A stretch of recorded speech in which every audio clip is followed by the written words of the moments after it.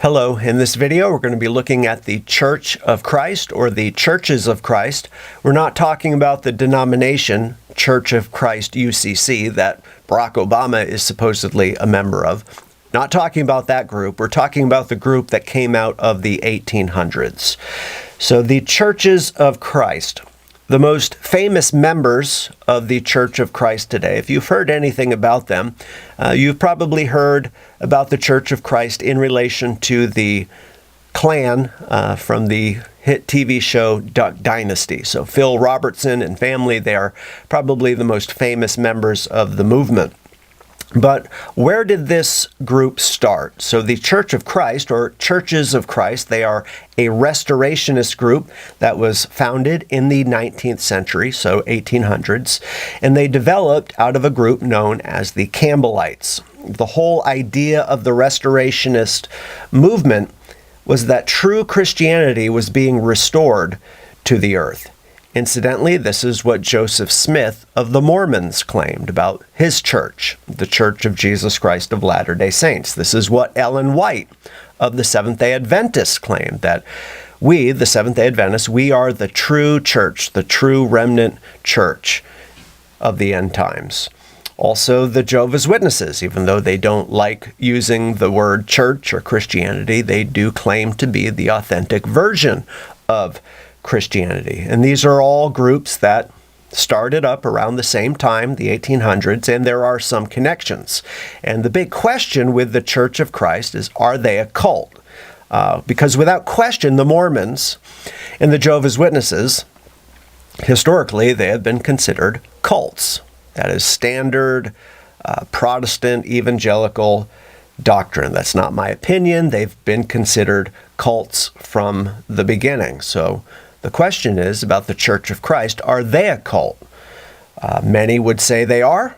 Many would say they're not. And we'll get into their doctrinal distinctives in a moment. Now, one thing about the Church of Christ, they're big on this idea that you need to be a disciple. So if you say, I'm a Christian, they might come back and respond, well, are you a disciple? Because they'll look around, and this is what happened in the 1800s. These restorationist groups, they looked around at the Presbyterians and the Congregationalists and the Methodists, and they thought, these people are not real Christians.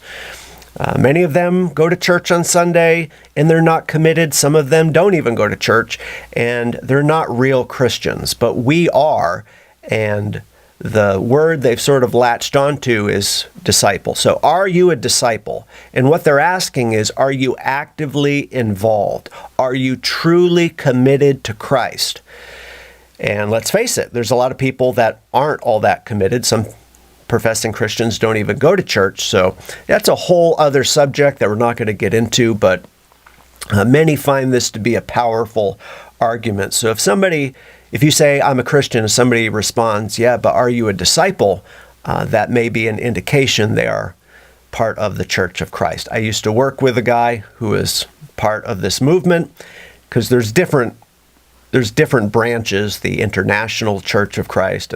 And trust me, he was big on that. So if somebody said they were a Christian, they're not going to take your word for it. You need to kind of prove it to them. That's been my experience. So I mentioned that in passing, but whether or not they're a cult, because you could say there's some legitimacy to that argument. Some Protestants would say that's true. But as far as this idea, are they a cult? I think the Restorationist movement, anytime somebody says we are the true church, or you have to be part of our movement in order to be saved, that's cult-like behavior. With the Mormons and Jehovah's Witnesses, that's what they said.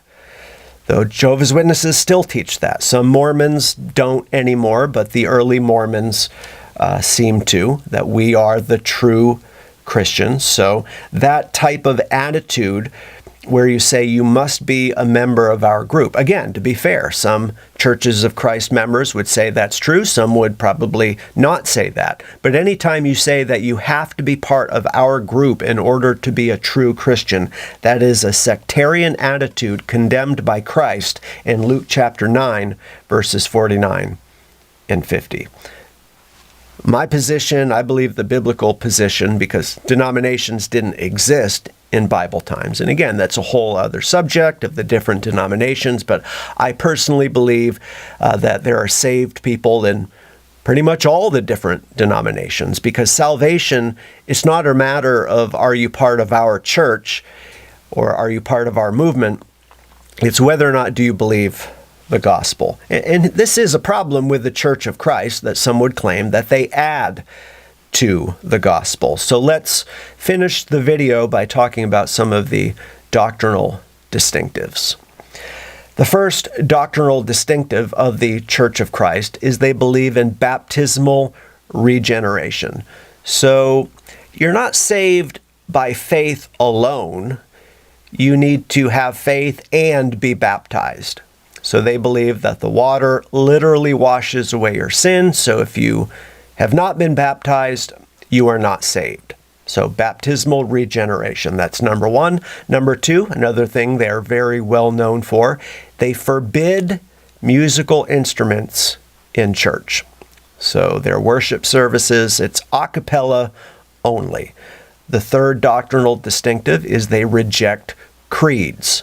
So they would resist and reject the historic creeds of Christianity, including the Apostles' Creed and Nicene Creed. They say you should just study the Bible, which a lot of people would probably be sympathetic to that viewpoint. So we're not saying that they're wrong in all these different areas, but there are some problems, baptismal regeneration probably being the biggest issue.